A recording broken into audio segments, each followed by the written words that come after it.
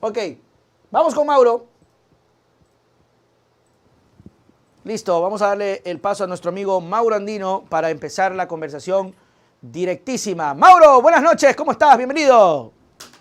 ¿Cómo estás, querido Nelson? Un gusto saludarte, un saludo cordial para toda la gente. Te escucho fuerte y claro. Oye, Mauro, la verdad que con sentimientos encontrados, yo estoy seguro que a ti también te pasa lo mismo. Sentimientos encontrados por la tristeza de de las víctimas. Oye, pero también qué bonito ver esas imágenes de la salida de los manifestantes, de Leonidas, oye, siendo despedido como un héroe, hermano, como un héroe. Y yo me he detenido casi 15 minutos a enarbolar eso porque creo que es el ejemplo vivo de que hay un mundo muy diferente a lo que tal vez se habla y se pelea en redes sociales.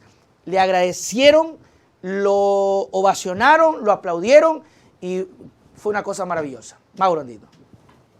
Efectivamente, Nelson, creo que lo primero que hay que valorar es que este conflicto social, político se haya resuelto en el campo donde debía resolverse, en el campo de la política, no judicializando, no persiguiendo al máximo líder y dirigente de la CONAIE, no disuadiendo a los manifestantes a punta de fuerza bruta, bombazos lacrimógenos y represión estatal, sino que tenía que resolverse en una mesa de diálogo, en una mesa de negociación política, porque era un conflicto de esa naturaleza y Totalmente. porque además las causas eran legítimas. Lo hemos conversado contigo. No es que de la noche a la mañana se escriben por WhatsApp 20,000 personas, 15,000 personas y dicen, bueno, por deporte o por gusto salgamos a protestar o desestabilicemos la paz, entre comillas, cotidiana, porque eso también es bastante subjetivo, ¿no? Mientras Ajá. exista mucha injusticia y desigualdad social,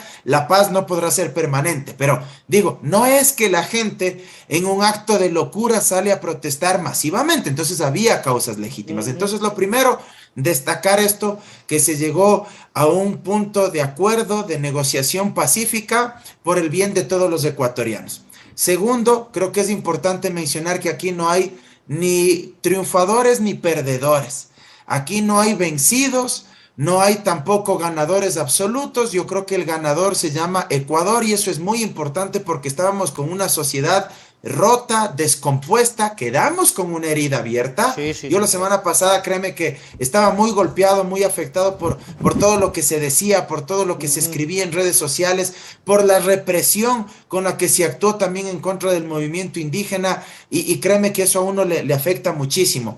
Y aquí voy con la tercera cuestión, lo que tú bien mencionabas, no puedo desconocer mi satisfacción, mi alegría de saber que el relato hegemónico, que esa narrativa única Ajá. que se proyectaba desde los medios dominantes, desde los medios tradicionales, no logró permear, no logró construir sentido común en todas las capas de nuestra Qué sociedad. bueno. Porque en un momento determinado uno pensaba y decía, con todas las noticias que cotidianamente se pasan, únicamente amplificando los actos de violencia, de vandalismo que sí existieron Sí, y sí, sí. yo también aquí lo he dicho y tenían que ser reprimidos de forma proporcional, racional por la fuerza pública y tienen que ser judicializados si es que atacaron propiedad pública, Ujú. privada, si generaron afectaciones en la vida, en la integridad física de terceros, tienen que ser judicializados. Eso nunca lo hemos desconocido, pero no era lo único que pasaba, pues. Claro. Y el problema es que los medios hegemónicos solo trasladaban esas imágenes día, tarde y noche. Entonces, Totalmente. a veces uno decía, qué duro va a ser para el movimiento indígena, para sus actores, para sus dirigentes, entre ellos para Leonidas Isas, reconstituir, recomponer esa imagen ante los distintos estratos de la sociedad, porque daba la impresión que se había posicionado en todas las capas una imagen del enemigo interno, Ujú. la imagen del terrorista, del enemigo de la democracia. Pero en buena hora, una vez que ya se llegó a esta mesa de diálogo y de pacificación, de negociación política, observamos que no era pues el relato que nos querían imponer y vender, que también hay sectores de la sociedad que se sintieron representados por las causas de la CONAIE. Claro que sí. Eso es la política. Si le agradecen, Acá es porque se sintieron identificados con la causa de él. Y es un agradecimiento porque se sintieron representados en que esa lucha era justificada.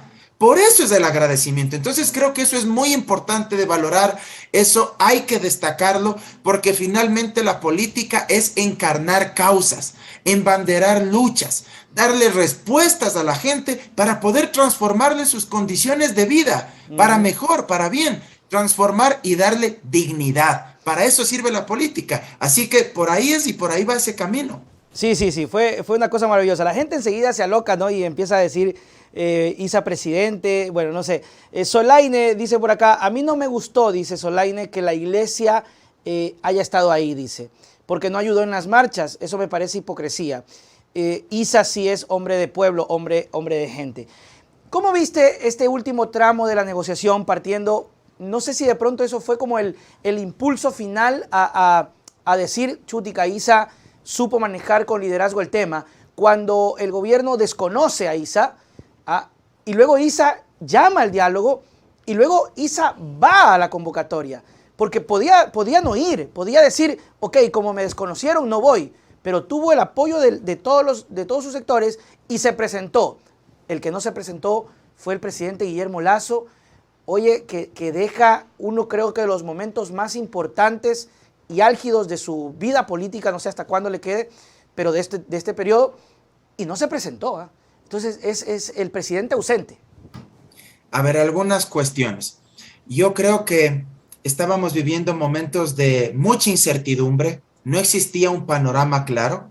Si retrotraemos apenas unos días hacia el fin de semana, creo que muchos teníamos profundo pesimismo sobre cómo se iba a solventar este conflicto. Y el pesimismo era notorio, sobre todo por la actitud del gobierno nacional, que se encargó de reprimir drásticamente, abiertamente a los manifestantes. Lo que sucedió el día viernes pasado, cuando se bombardeó, acabó de hablar el presidente Guillermo Lasso, y automáticamente se vino la represión. Bombardearon los centros de paz y acogida, la Politécnica Salesiana, la Universidad Central, la Casa de la Cultura.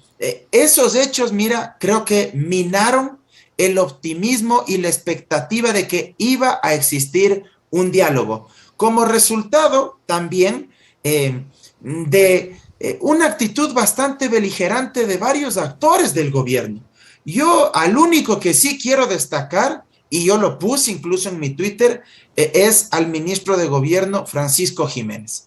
En buena hora él estuvo al frente del diálogo y de la negociación política, porque si es que esa responsabilidad estaba en manos del ministro del Interior Carrillo, del ministro de Defensa, del secretario de Inteligencia Fausto Cobo, o sea, yo no sé en qué habría terminado esto. O sea, yo no tengo pruebas, pero tampoco tengo dudas, como se dice popularmente, pero yo hasta apostaría que existían discusiones internas entre estos actores que pertenecen al ala más dura, más reaccionaria, más conservadora del gobierno, y una ala más democrática, más dialogante, que me parece la intenta, digamos, liderar Francisco Jiménez dentro del gobierno.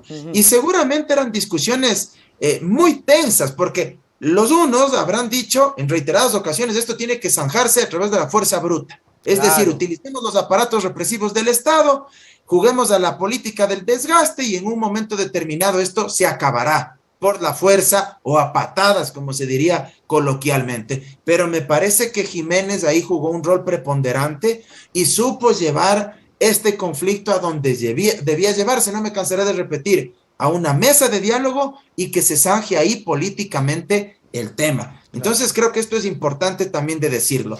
Claro que uno se preocupó muchísimo cuando Guillermo Lasso dijo que se rompía cualquier tipo de negociación, de diálogo, como resultado de la muerte del militar, del miembro de las Fuerzas Armadas, que todos lamentamos. Yo también me pronuncié en redes sociales. Claro que sí. Pero no se podía abandonar la mesa de negociación, porque eso era dejar el conflicto más vivo que nunca.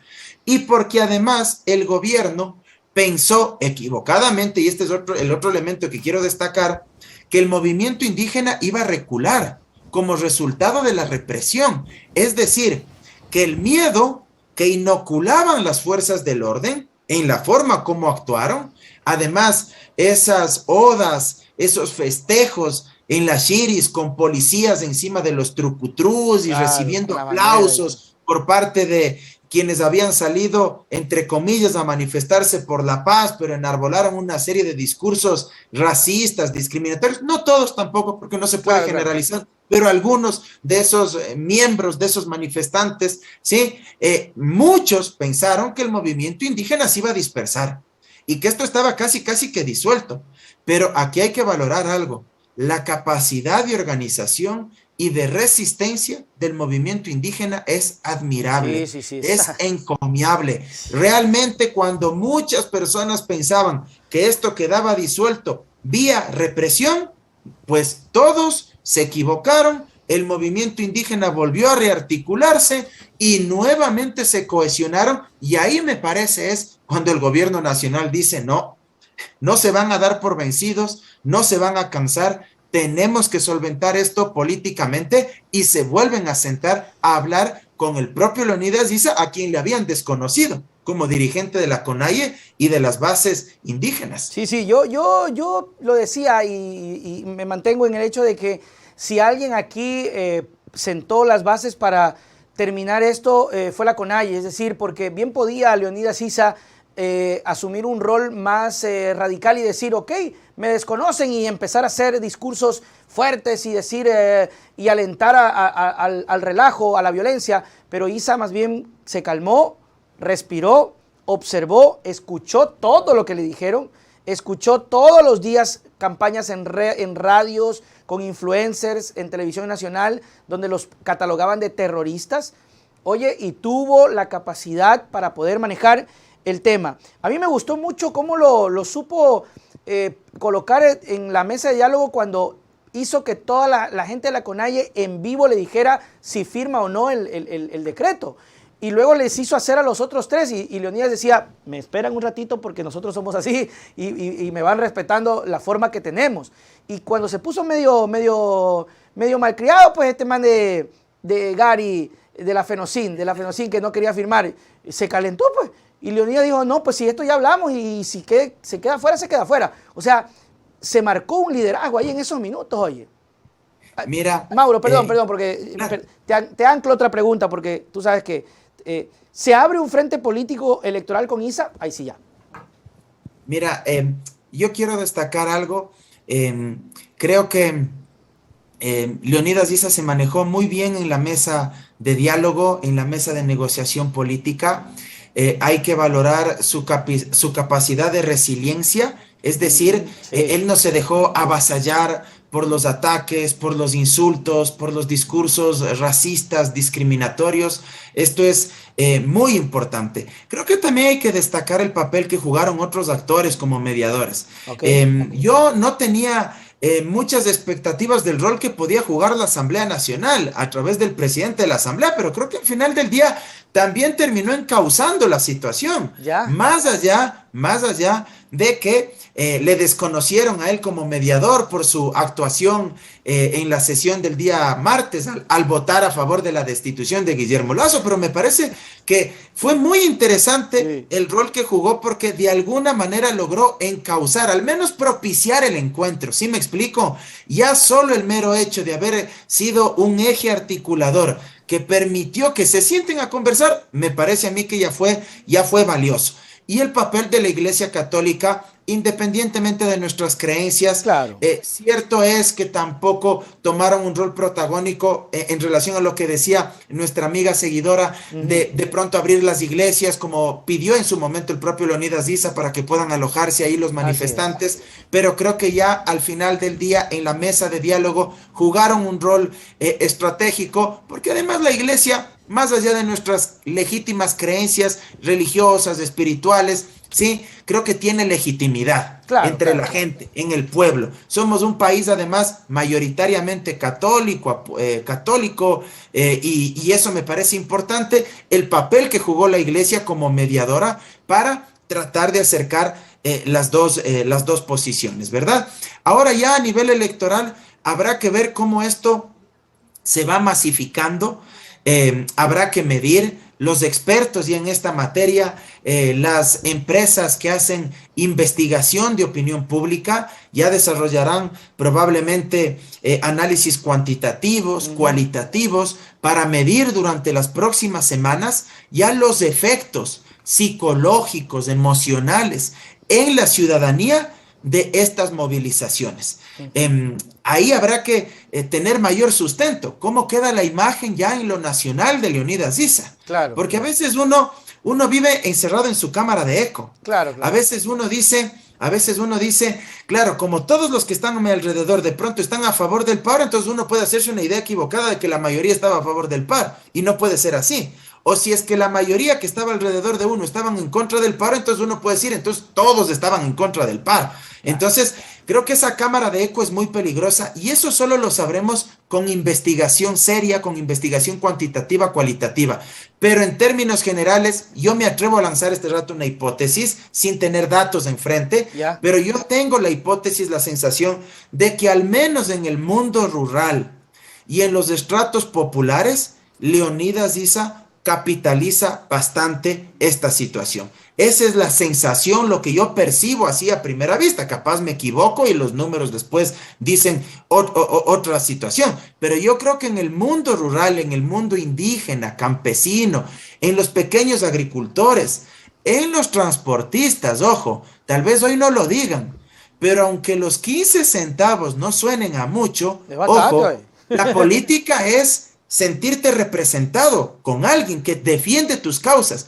Y los transportistas no se vieron representados por sus dirigentes tradicionales, sino que quien logra que baje 15 centavos del galón de la Extra y de la Ecopaís y del diésel es Leonidas Issa. Entonces, quieras o no, habrá un sector importante de la transportación liviana, mediana, pesada, ¿sí?, que se sentirá agradecido por esa disputa y esa lucha política y esa reivindicación. Entonces, creo que en determinados sectores de las clases populares a nivel urbano sí va a capitalizar electoralmente, y creo también que la próxima disputa de Leonidas Issa ya no será solamente mantenerse en la CONAI, sino, pienso yo, capitalizar Pachacuti.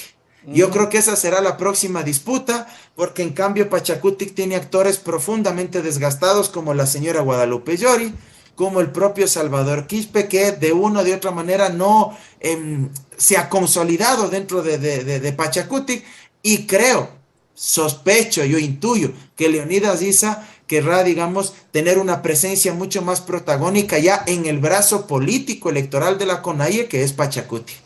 Definitivamente. Quiero aprovechar para saludar a Norma Elizabeth Páez Proaño, que nos envía un super chat, y también allá en la panadería Eric, que nos están viendo. Saludos para Gabriela y para Miguel, que están en sintonía de nuestro informativo, analizando y conversando un poco sobre la situación que ha ocurrido con el tema de la paralización. Te hago la pregunta que puse en portada, Mauro, aunque ya podríamos intuir un poco la respuesta. Lo bueno, lo malo y lo feo en pequeños resúmenes de lo que podríamos tener de estas paralizaciones. A ver, lo bueno, que la protesta siempre será un derecho constitucional, que hoy queda demostrado que al ser un derecho constitucional es una herramienta legítima, por supuesto, si es que es pacífica, para conseguir reivindicaciones sociales. Eso es lo positivo, eso es lo bueno de esto.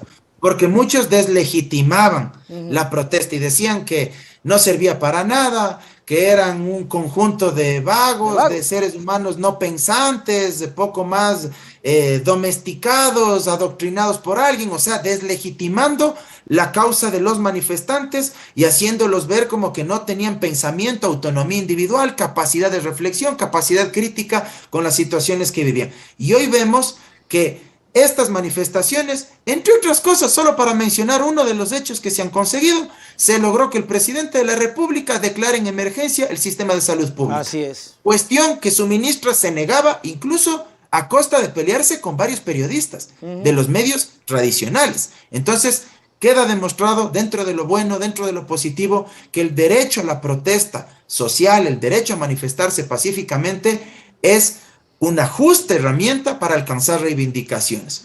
Lo malo, tener un evento de tanta polarización, de tanta fractura social, discursos racistas, discriminatorios que enardecieron el ambiente.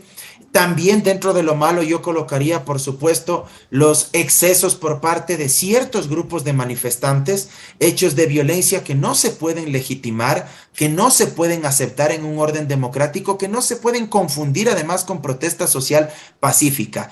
La represión de la policía también dentro de lo malo, estas vivas, estas odas de ciertos sectores aplaudiendo que hayan reprimido a propios compatriotas. Eso Claro, es terrible. inaceptable. Así como el racismo, el discurso de odio, de estigmatización, eso es lo malo, ¿sí? Y lo feo, yo diría que un presidente que no es capaz de frentear, pues, o sea, eso sí está feo y triste, o sea, está Yo turro, por pensaba decirlo igualito. suave.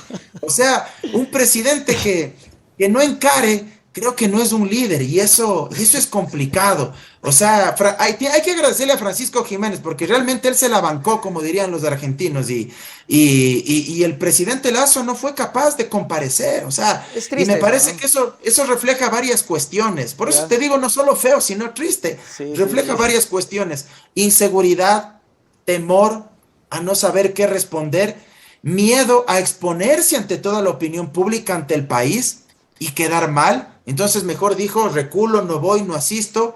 Pero también podría ser resultado de otras cuestiones que me preocuparían mucho más. ¿Cómo cuál? Arrogancia, Claro. vanidad, No me desprecio por el importa. otro, tratar de no reconocerle como un interlocutor legítimo, Soy mejor que válido. tú, más o menos así. Exactamente, tratar de ponerme en una posición de superioridad. Yo no me siento a conversar con ustedes porque ustedes no están en condiciones de igualdad política que yo, y eso sería más grave todavía. Entonces, Claro. claro, ahí hay una serie de hipótesis, igual solo él lo sabrá, Solo él lo porque no sabrá y estamos en la no lo cabeza de él, sabremos no porque tenemos un escáner para meternos ahí en la cabeza de él y saber por qué efectivamente no fue. Pero digamos que eso es lo feo, eso es lo triste, lo turro de esto, que el presidente no haya acudido a la mesa de negociación. así es. Natalie Landeta Bejarano nos decía por acá, saludos para Mauro Nelson. Los 80 asambleístas que votaron por la muerte cruzada ahora deben ir por el juicio político contra Lara y Carrillo. Saludamos también para Avi Farino, que nos está observando, y para todos los amigos que están acá prendidos de esto de aquí. Básicamente la pregunta va a lo que el siguiente tema.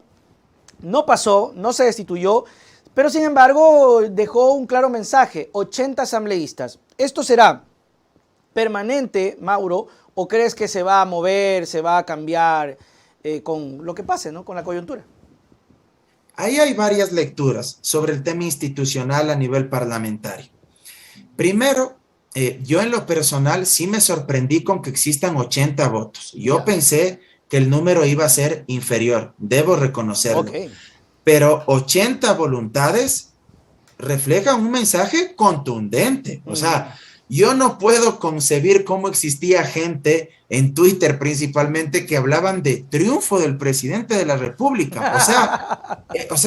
Eso es básicamente como haber perdido, pero haberse conformado con que no le golearon. Pues, o sea, Ah, no le metieron de a 5, sino que solo le dieron 2 o 3-0. O sea, está bien que no le destituyeron, pero hubo 80, subrayo esto, 80 votos de 137 que no le negaron un proyecto de ley, pues. No es que le archivaron una iniciativa, no es que le hicieron observaciones a la proforma presupuestaria. No, no, no, no. Los 80 le dijeron, ya no queremos que usted sea presidente. claro. 80 de 137. O sea, la consecuencia política de ese acto es mucho más compleja que haber dicho, no me lograron destituir y por eso acá somos los ganadores. O sea, esa me parece que es una visión, además superficial, reduccionista, pero además con mucha falta de autocrítica. Se niegan a ver la realidad y no salen de su burbuja. Primera cuestión. Ya. Segundo, habrá que ver qué tan cohesionada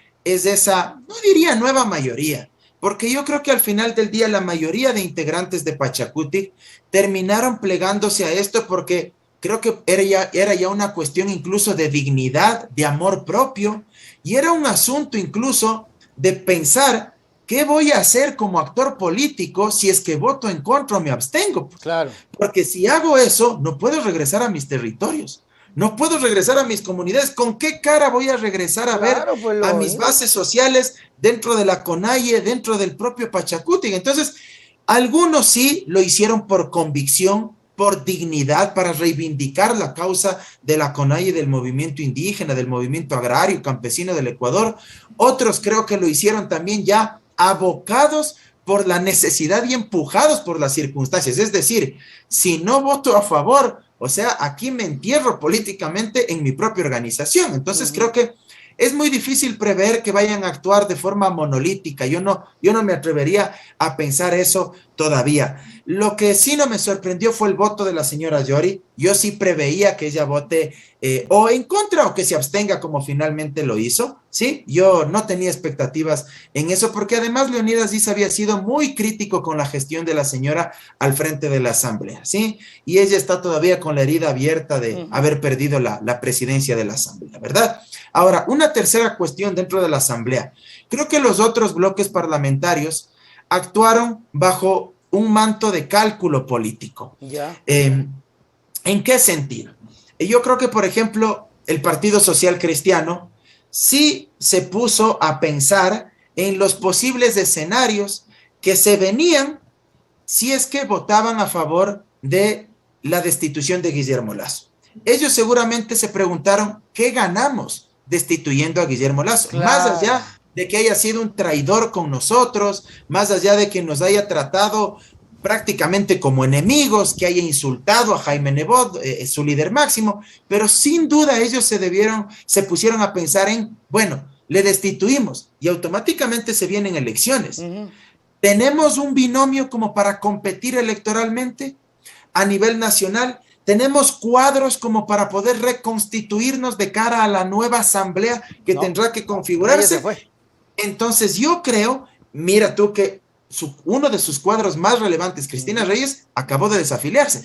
Entonces yo creo que esos elementos les hicieron a ellos pensar muchísimo y dijeron, si es que nosotros votamos por la destitución, estamos poniendo en bandeja de plata para que sean otros actores políticos los que capitalicen las nuevas elecciones, ¿sí? Entonces creo que en función de eso también actuaron y decidieron no sumarse a la destitución y al final del día, más allá del resentimiento político que yo creo que efectivamente le guardan a Guillermo Lasso por todo lo que ha pasado en esa relación política, creo que al final decidieron no destituirle y tener un presidente con respirador artificial, porque es un presidente que queda prácticamente en un lecho de agonía política con la Asamblea Nacional y en términos generales a nivel de credibilidad ante la opinión pública.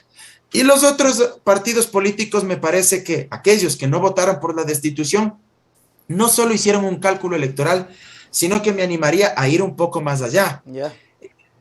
Yo creo que pensaron mucho en esta onda de cómo nos cotizamos políticamente.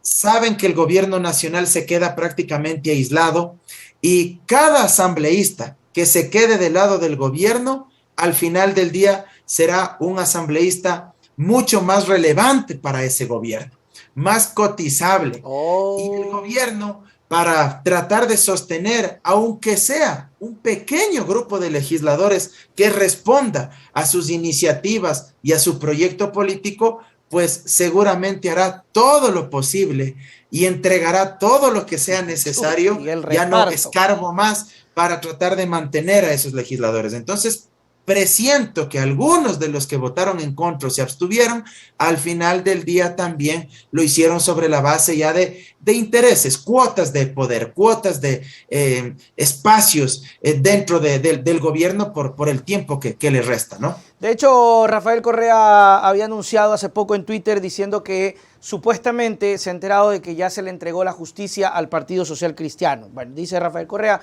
mañana vamos a andar en ese asunto. Mauro, una pregunta recurrente, saludamos a Avi Farino. ¿Se puede volver a presentar la destitución o ya no?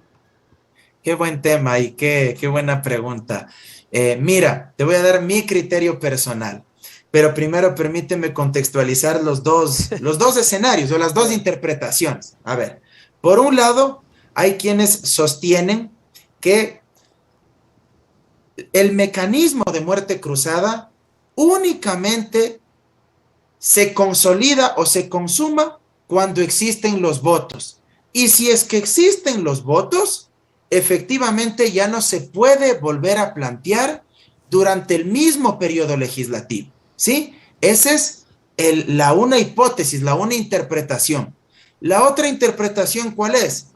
Aquellos que dicen que la muerte cruzada, porque la Constitución te dice que solo puede ser activada durante una vez, durante los 3 primeros años, con que ya se haya presentado la solicitud, con las firmas de respaldo, y aunque no se hayan alcanzado los votos para la destitución, ya perdiste ese cartucho, ya te gastaste esa oportunidad. Esa es la otra interpretación, ¿sí? Ellos dicen, solo con la mera solicitud, con la simple petición, y aunque no hayan existido los votos, ya perdiste ese cartucho. La norma constitucional no es del todo clara, sí hay cierta ambigüedad y no te identifica a cuál de los dos escenarios se refiere. Yo personalmente me quedo con el primero. Yo creo que sí se puede volver a presentar y únicamente se consuma la muerte cruzada cuando se destituye, cuando se ejerce la facultad constitucional, que es la de destituir, no cuando intentaste destituir, porque la facultad es la de destitución para que ya no se pueda volver a consumar dentro del mismo periodo legislativo. Y porque además sería absurdo, provocaría un desbalance en el equilibrio de poderes que la Asamblea solo con el mero intento, ojo, solo con el simple intento, ya agote su cartucho. Claro. Y en cambio el presidente Lasso no tiene pues que cumplir un procedimiento, no garantiza el derecho a la defensa de los asambleístas, él no tiene que notificarles a ellos, él simplemente firma el decreto ejecutivo y los disuelve. Entonces, si es que el simple intento ya significaría agotar ese cartucho, el presidente Lasso, el ejecutivo, quedaría con excesivas ventajas en relación al legislativo. Y el espíritu del constituyente, cuando incorporó este mecanismo en la Constitución del 2008, ¿cuál fue? Que este mecanismo genere igualdad de condiciones, que sirva para equilibrar el sistema de pesos y contrapesos y que tanto el ejecutivo como el legislativo se miren como iguales, no que uno de los dos pueda someter al otro de forma mucho más fácil, porque repito, si es que el simple intento ya agotaría el cartucho, en el caso del presidente Lasso no podemos hablar pues de un intento, porque nadie podría decir absurdamente, intentó firmar el decreto de disolución y ya agotó su posibilidad. Claro. ¿Sí me explico? No, pues cuando lo firma y disuelve, ahí se activa por única vez la muerte cruzada desde el presidente. Consecuentemente, de parte de la Asamblea igual, cuando se apruebe la resolución con 92 votos, se agota este cartucho. Ahora, hoy también, y cito, el constitucionalista igual Rafael Ollarte, y no es pues alguien de izquierda ni mucho menos, es alguien de derecha, él dijo en Radio Sonorama que su criterio también se ancla con lo que yo modestamente he intentado explicar aquí. Él considera que sí se puede volver a presentar la solicitud de muerte cruzada durante las próximas semanas o meses, no hay un plazo, ojo, no hay que esperar un mes, 6 meses. Pero tiene que configurarse el motivo, ¿no? Volver a presentar. Exactamente. O sea, así es. Si es que hay crisis interna o si es que este man se arrogó funciones, si es que se llegara a comprobar que metió la mano a la justicia, por ejemplo. Grave crisis política y conmoción interna es del numeral 2 y arrogarse funciones que constitucionalmente no le correspondan el numeral 1 del 130, pero en el numeral 1 se necesita dictamen previo de la Corte Constitucional. En el numeral 2, grave crisis política y conmoción interna, no hace falta ningún dictamen de la Corte Constitucional, sin perjuicio de que por cuerda separada también existe el juicio político que está señalado en el artículo 129 de la Constitución, que puede ser por atentar contra la seguridad interna del Estado, por cometer delitos contra la administración pública como concusión, cohecho, peculado, enriquecimiento ilícito, o por delitos de lesa humanidad, genocidio, tortura, tratos crueles e inhumanos, secuestro o homicidio por razones políticas o de conciencia. Mauro Andino, qué bonito, qué chévere, qué bacán. Ha sido un día de sentimientos encontrados, como decía al principio. Que esto sea para bien, que la verdad que el país ya se reencauce, que el presidente Lasso asuma esto como una oportunidad, que vote un poco de ministros, que no se cale el juicio político, le van a hacer juicio, son 80 asambleístas. Yo de Lasso me curo en sano, lo voto a un pilo asambleísta. Yo mandé una lista interna. Los socialcristianos ya dijeron que van a enjuiciar políticamente al ministro de Economía. Entonces ahí ya no serían solo 80, sino que habría que sumarles a los socialcristianos también. Lo sacan pero muerto de risa. Mauro, tus palabras para despedirnos. Hacer un llamado a la reflexión en el sentido de que una de las grandes lecciones que nos deben dejar estos 18 días de movilizaciones es que como país debemos entender que no somos una sociedad homogénea. No somos dispositivos electrónicos, no somos celulares donde todos somos igualitos, no somos computadoras, somos seres humanos, pensantes, sintientes, con distintas necesidades, con distintas oportunidades en la vida, con distintos niveles socioeconómicos, con distintos niveles de acceso y de ejercicio de los derechos incluso, que no debería ser así, pero no todos pueden o podemos ejercer los derechos bajo las mismas condiciones porque lamentablemente la gran mayoría han estado privados de oportunidades. Consecuentemente, tenemos que ser una sociedad mucho más empática, una sociedad que se ponga en los zapatos del otro, una sociedad que respete la diferencia, una sociedad que sea democrática. Podemos ser adversarios en lo ideológico, como siempre he dicho, pero no debemos ser enemigos que busquemos aniquilar al que piensa distinto. Eso se debe acabar en este país. Las etiquetas, los estigmas se deben ir al tacho de la basura. Y algo fundamental, otra lección que debemos recibir de estos 18 días, que nos hace falta un aprendizaje, un mundo entero sobre plurinacionalidad, sobre interculturalidad, y me incluyo, sobre democracia comunitaria, para comprender los procesos organizativos, las estructuras internas del movimiento indígena, para entender cómo funcionan sus dinámicas, sus prácticas sociales, y que comprendamos que allá hay distintas expectativas, otras demandas, otras necesidades, y que incluso el sentido de pertenencia, el sentimiento de solidaridad está mucho más atravesado en lo colectivo, en lo comunitario, no en lo particular, en lo individual, como entendemos nosotros en el mundo blanco mestizo occidental. Así que bueno, nada más que decir y hacer un llamado para que me sigan en mis redes sociales, en mi cuenta de Twitter en @MauroAndinoE, en mi cuenta de Instagram como Mauro Cabezón Andino, en mi cuenta de TikTok igual como Mauro Cabezón Andino y en mi página de Facebook como Mauro Andino Espinosa. Hagamos una comunidad más grande para poder seguir debatiendo los grandes temas del país. Y dejar de lado creerse que, puchica, que estos manes que vienen de otra descendencia. Yo le decía antes, tenemos el mote que corre por nuestras venas, todos tenemos sangre de la sierra. Yo decía, particularmente Mauro, yo soy Nelson Daniel Salazar Vaca. Mi abuelo viene de Ambato, de no sé de qué corral se salió, pero soy Vaca de Vaca. Un saludo para mi primo Carlos que está viendo el noticiero, Carlos Salazar. Este man es más contundente, es Carlos Salazar Serrano. El apellido, Carlos Salazar Serrano. Porque todos somos iguales, hermano. Un saludo para Carlos. El racismo hay que rechazarlo, venga de donde venga. Eso no lo podemos tolerar, eso es inadmisible. Y creo que uno de los grandes problemas de nuestro país es que no entendamos que parte de la poca capacidad para construir un proyecto de Estado plurinacional es que no sintamos orgullo de dónde venimos y de lo que somos. Totalmente. Y eso es lo que hay que recuperar y eso es lo que hay que valorar hoy más que nunca. Abrazo. Mauro, chau, chau. Gracias. Chau. Muy bien, mis queridos amigos, ahí estuvo Mauro. Creo que lo que vamos a rescatar precisamente es sentirnos orgullosos de nuestras raíces, de lo que somos, de nuestra familia. Y creo que el mensaje que hoy vimos con esa despedida de Leonidas Sisa debe ser un recordatorio de que somos un solo país, de que no podemos tener sentimientos separatistas, de que no podemos buscar la división, de que no podemos creernos superiores a nadie y que somos y que tenemos sangre andina por siempre y para siempre. Un saludo para toda la gente que nos está observando, que nos ha visto, que nos ha colaborado con el superchat. Y pues nada, mis queridos amigos, conmigo será hasta el día de mañana. en la tarde que retomamos el informativo en vivo y en directo. Gran audiencia, gran público, gracias a ustedes. Chau, chau, pilluelines. ¡Ya!